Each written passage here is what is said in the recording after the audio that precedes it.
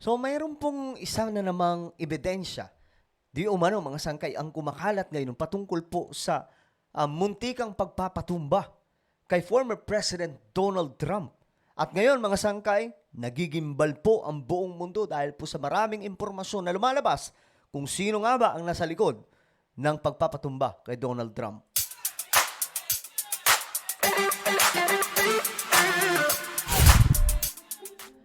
Hello, what's up mga sangkay? Ako muli tayo nagbabalik, Sangkay Dyan, no?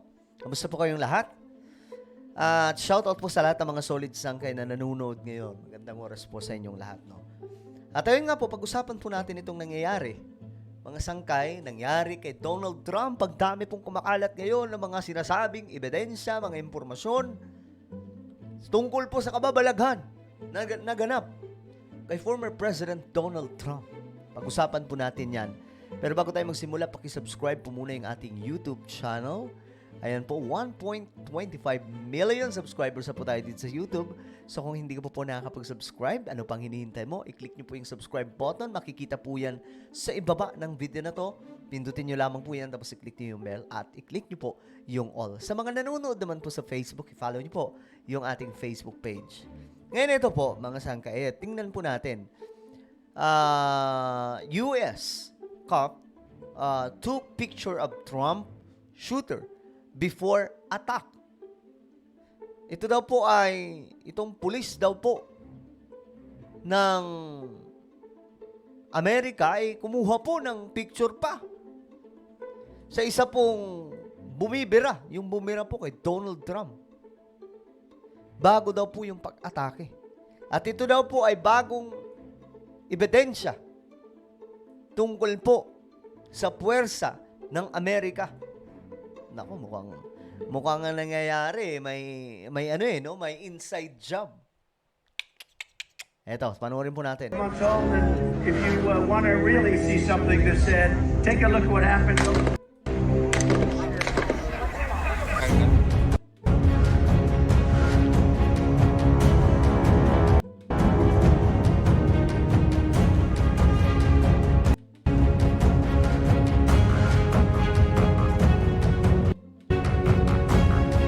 Sniper team was inside the building which was used for attack.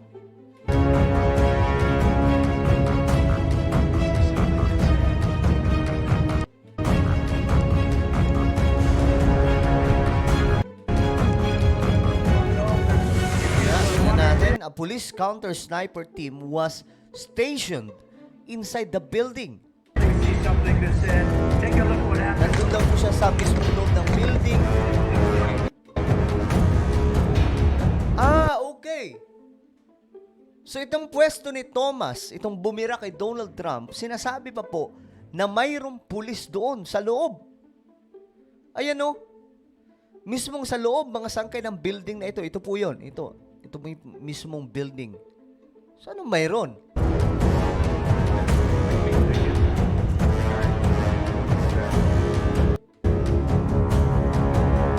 Ayon daw po sa mga sources na nagsalita sa isang post, itong si Matthew ay talagang nandun siya sa bubong, gumagapang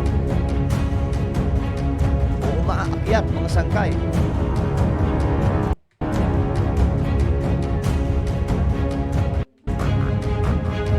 Kung saan andun din daw po yung sniper.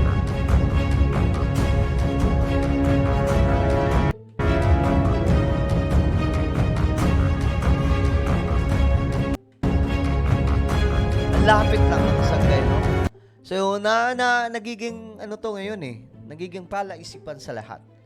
Kung paano nakalapit ng ganun kalapit mga sangkay itong bumira kay Donald Trump.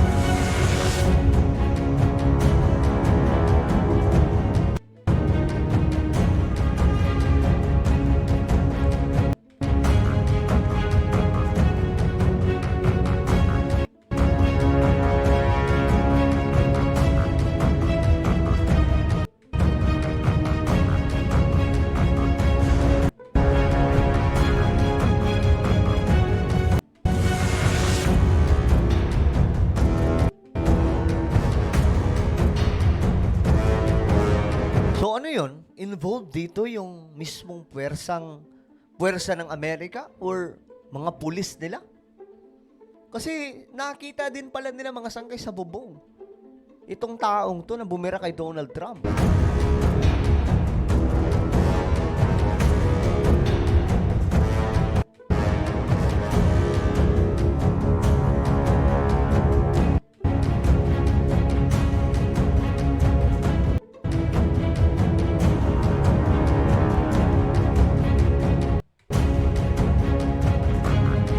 Ang bihira kumuha ng picture dito sa taong to, itong mga pulis daw po, mga sangkay o isang pulis na nakita na po niya kasi ayon po sa report, yung mga tao mismo doon, sinabi na po mismo nila na mayroon nga pong nasa bubong. Ito, mga sangkay, kung papakinggan po natin ito. Siya mismo nagsalita eh. Hey, you know, when we hear Trump up there, we're going to walk up through the field, stand by the trees up there under the shade, and watch and listen to the rally. Right? We couldn't see him, but we could hear him.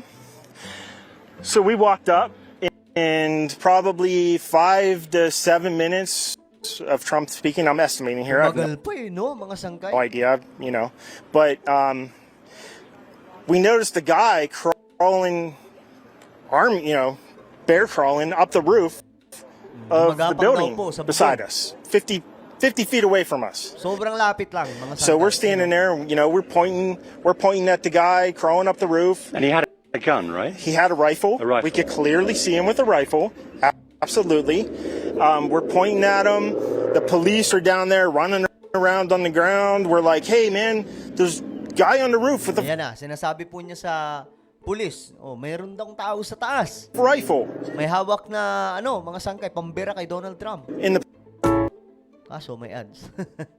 Wait lang, tanggalin lang po natin. Very interesting talaga to mga sangkay. Palaisipan itong ginawa kay Donald Trump. Kasi, ang lumalabas ngayon, ang nagsabutahe kay Donald Trump, mismo mga bantay niya. Walang kamalay-malay si Donald Trump na mismo yung kanyang mga bantay. Biruin, muntikan na mga sangkay kung kung hindi iniligtas ni Lord si Donald Trump. Kunting lingon lang mga sangkay, dito natatama eh. Kaya nga nakakatawa, sinasabi ng iba, scripted. Try nyo kaya mag-scripted. Try nyo lang, kahit sinong sharpshooter dyan, na sundalo, tapos ipatama nyo sa tenga nyo, kahit daplis lang, kung kaya nyo. Hindi po ganun katanga si Donald Trump na gagawin yan. Ipatama mo sa tenga ko, ganun. Abay, pambihira.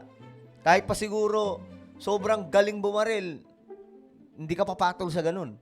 like, huh, what? You know, like they didn't know what was going on. Hindi daw nakinig yung mga pulis. You know, we're like, hey, right here on the roof, we can see him from right here. We see him. You know, he's crawling.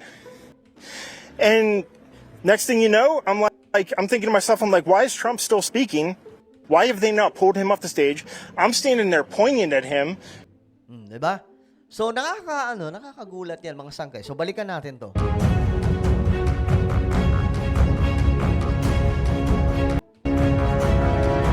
Grabe! Ang tagal pala niya dun sa building. Ayan o. Itong taong to, nakita daw po sa building 26 minutes before he opened, bago daw po siya bumira. So, sobrang tagal niya dun. So, anong ginawa? Nito mga pulis, nagpicture lang daw po mga sangkay. My goodness. Kaya nga po, marami po ang agam-agam na mukhang nasabotahe si Donald Trump. Alam nyo, prinoteksyonan lang po talaga. Marami po mga pastors, sinasabi po nila na prinoteksyonan ng ating Panginoong Diyos si Donald Trump dahil siya po yung presidente o tumatakbong presidente na very vocal na nagpapahayag ng pag-recognize sa Diyos. Diba? Lagi po niyang sinasabi mga sangkay na ang boss ay walang iba kundi si Jesus. Kung wala yung protection ng ating Panginoon, naku po, taali si Donald Trump.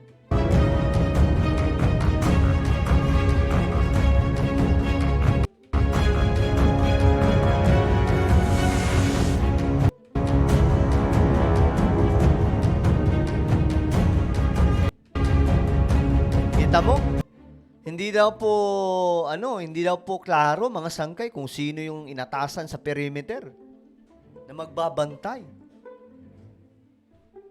You see that, guys?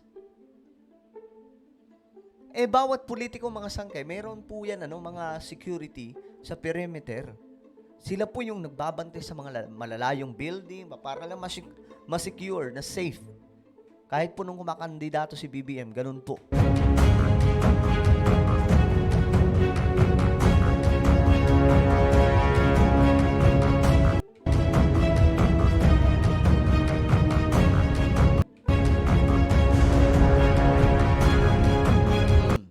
Ang nasisisi daw po ngayon mga sangkay ay ang Secret Service. Yan po yung Secret Service at mga local police. Sila po ngayon yung napagbubuntungan ng sisi. Tinatanong kung sino nga ba talaga ang naghudas, yung Secret Service o mga pulis. Pero tingin ko parehas mga sangkay. Mukhang mayroon po sila mga connection eh.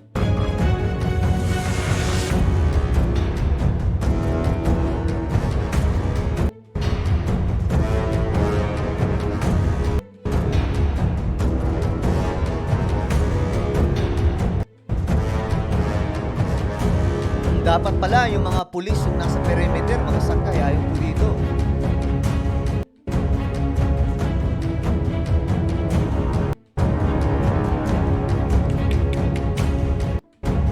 So isa ito ngayon mga sangkay, sa nakikita nilang kumbaga ebidensya. At may mga witness po talaga, no? Pero ano sa tingin nyo mga sangkay? Tingin nyo ba si Biden ba yung nasa likod? O mayroon pang mas malalim kung sino talaga? Kasi muntikan na po, hindi siya matatawag na tsamba eh. Si Trump mismo ang nagsabi na may divine intervention ng ating Panginoon at that time. Kung kaya't nalingat lang po siya ng kaunti, saka po tumama sa tenga niya. Ano po ang inyong komento? I-comment nyo po sa ibaba. And now guys, I invite you please subscribe my YouTube channel. Sangkay Dyan Daily. Dito po ako nag-upload ng mga vlogs. Hanapin nyo po ito sa YouTube. Then, i-click nyo po yung subscribe, i-click ang bell at i-click nyo po yung all. Okay, ako na po yung magpapaalam. Mag-iingat po ang lahat. God bless everyone.